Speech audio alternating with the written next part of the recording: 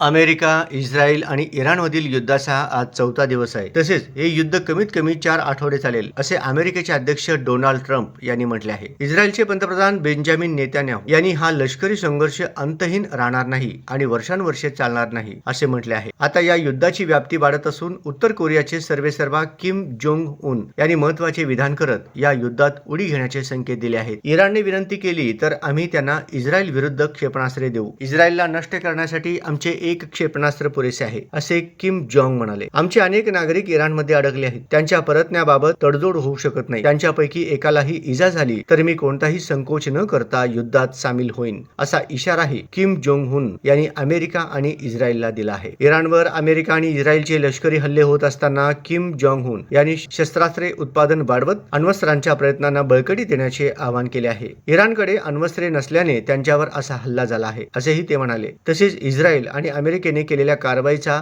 उत्तर कोरियाकडून निषेध करण्यात आला होता. तसेच आता किम जोंग उन यांनी युद्धात उडी घेण्याचे संकेत दिल्याने जगाची चिंता वाढण्याची शक्यता आहे.